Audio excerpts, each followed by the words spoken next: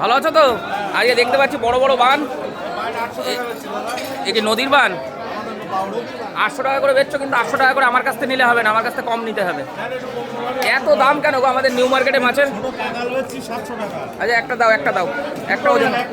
কত করে নিচ্ছ? 700? না না, 700।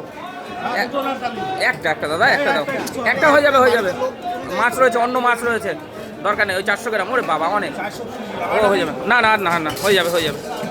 ওটা দিয়ে দাও, প্যাকেটে ভরে দাও। আচ্ছা মাছটা কাটার জায়গা দরকার ছিল। এ ভালো লাগবে না এ খেতে? আর তোমার এই যে এই মাছ কত করে দিচ্ছে কাকলে? 80 টাকা।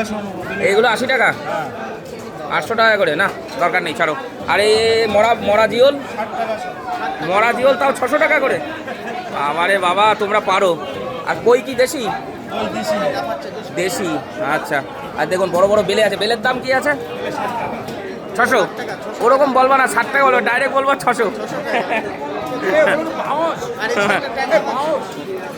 বান, এটা বাইন মাপ।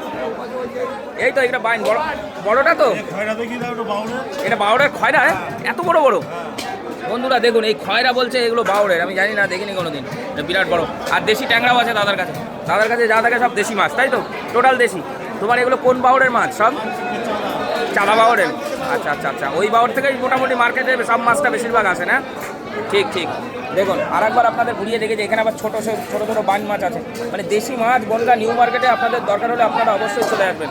এই দেখুন, এই মাছ দেখলে আমি লোভ সামলাতে পারি না, কিন্তু বাড়িতে মাছ রয়েছে যার জন্য আর মাছ বেশি নেব না। ও দেখুন, হেভি মাছ, হেভি মাছ। খেয়ে দেখি, খেয়ে কালকে বলবো বাজারে এসে কেমন লাগলো, ঠিক আছে?